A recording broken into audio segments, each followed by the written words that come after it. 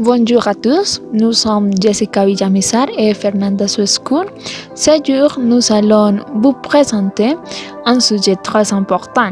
Il est l'instrument de collecte de données qui s'appelle l'observation. Tout d'abord, nous donnerons une introduction du sujet. Après, nous parlerons des principes de l'observation, les avantages et les désavantages, les types d'observation existantes.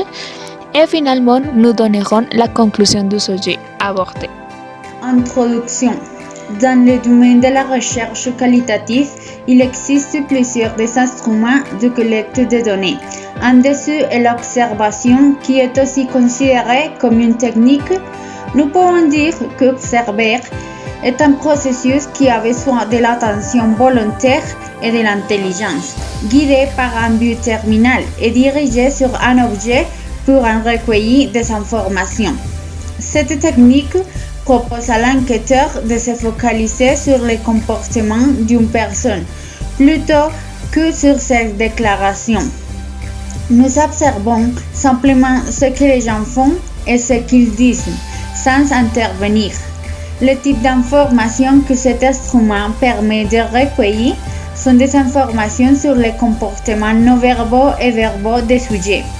Aussi, l'observation permet d'expliquer un phénomène à travers de la description des comportements, des situations et des faits. En continuant avec notre présentation, je vais parler des principes de l'observation. Et le premier principe, c'est la description de l'observation, puisqu'elle doit être fidèle à la situation réelle. Et d'autre part, il est très important de faire des rapports systématiques avec l'information que nous avons recueillie à travers de l'observation, afin de faire un enregistrement exhaustif, mais le plus simple possible. Et l'observateur à la fonction doit être neutre, il ou elle, et a le rôle de témoin. Il ne peut pas interférer dans la situation qu'elle est en train d'observer. Les avantages et les désavantages de l'observation. Comme avantage, nous trouvons que les observations permettent d'apprendre une réalité vécue, plutôt que d'en obtenir un écho éventuellement déformé à travers des représentations que les gens s'en forgent. D'autre part, nous trouvons des inconvénients tels que les événements sont non répétitifs, les limites sont aussi d'ordre géographique et dans toute procédure d'observation, les personnes observées ont tendance à modifier leur comportement. Les types d'observation existantes. Il existe différents types d'observation. Par exemple, en tant qu'observateur, nous pouvons participer plus ou moins à la situation observée. Et l'observation peut se faire de manière plus ou moins structurée. Il existe 4 types d'observation. La première, c'est l'observation participante. L'observation participante consiste pour l'enquêteur à faire partie du contexte dans lequel le comportement d'un individu est étudié. Il est aussi possible d'interagir avec la ou les personnes observées pour poser des questions. Dans l'observation participante, une distinction peut être faite entre l'observation où les personnes observées savent que l'observateur les observe, ou l'observation où les personnes ne le savent pas. Les avantages de ce type d'observation est pouvoir apporter un questionnement qui peut délivrer des informations supplémentaires. En revanche, un possible désavantage est qu'en intervenant ou en étant visible, l'observateur peut modifier le comportement de la personne observée. L'observation participante est principalement utilisée lorsque vous voulez obtenir des informations détaillées sur une culture particulière, un groupe de personnes ou sur le comportement des individus. La deuxième observation, c'est l'observation non participante. L'observation non participante exclut l'enquêteur du cadre social étudié. Il n'est pas vu par les individus observés et peut avoir recours à des images vidéo. Ce type d'observation permet de ne pas influencer la situation observée. Il reste fidèle à la réalité du phénomène étudié, ce qui augmente la fiabilité des résultats. Cette technique d'observation est utile pour définir un sujet de recherche afin de constituer la base d'une recherche. L'observation non participante peut être suivie par la suite d'autres méthodes de recherche. Cependant, elle ne permet pas à l'enquêteur d'intervenir. Il est possible de passer à la côte de certaines informations. C'est pour ça que l'observation non participante est une méthode que vous pouvez utiliser pour dessiner l'image initiale d'une situation. Beaucoup de recherches sur certains sujets n'ont pas encore été faites, donc un premier aperçu peut être très utile.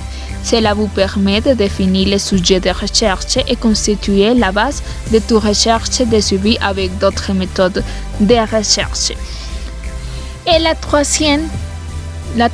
troisième type d'observation est l'observation structurée, qui est aussi appelée observation systématique. Comporte des règles clairement définies et formulées pour mener l'observation. Comme un guide d'entretien pour mener un entretien directif, les règles sont précises dans un schéma d'observation. Une observation structurée est utilisée lorsqu'il faut formuler un problème de façon précise. Cette observation sert à vérifier certaines hypothèses. Les règles d'observation que vous menez vous permettent de vous faciliter la tâche. Par exemple, en déterminant un horaire fixé, vous pourrez comparer et catégoriser les observations faites, ce qui est plus facile pour établir une conclusion. Chaque observation doit être effectuée exactement de la même manière.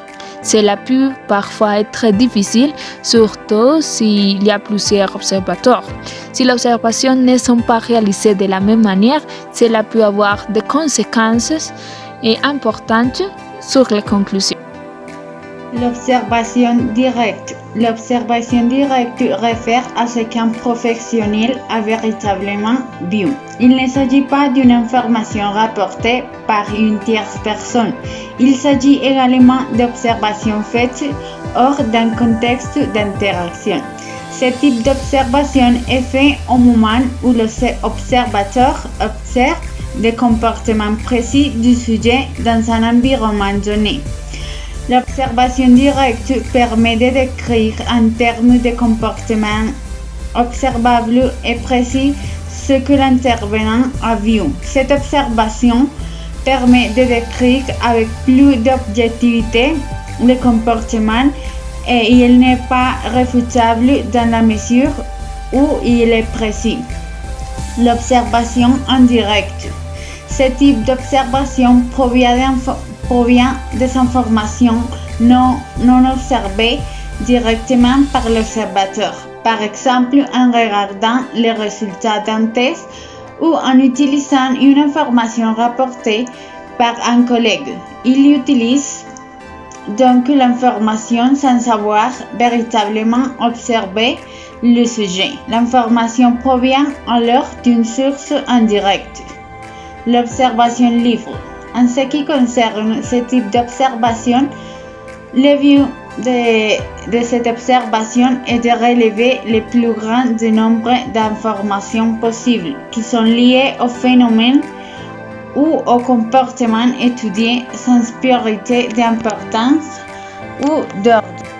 Finalement, en conclusion, nous pouvons dire que l'observation est un instrument très important dans les recherches qualitatives, étant donné que cette technique nous permet d'expliquer un objet d'étude à travers la description des comportements, des situations et des faits. Également, les principes de cet instrument, tels que la description fidèle des situations réelles et le rôle qu'a l'observateur d'être témoin, font de l'observation un instrument pertinent pour la collecte de données. lequel a des avantages et des inconvénients au moment de sa mise en place. Finalement, nous trouvons les 6 types d'observation qui sont l'observation participante, non participante, structurée, directe, indirecte et libre. Merci beaucoup. Finalement, on montrera les références qu'on a travaillées pour développer notre présentation.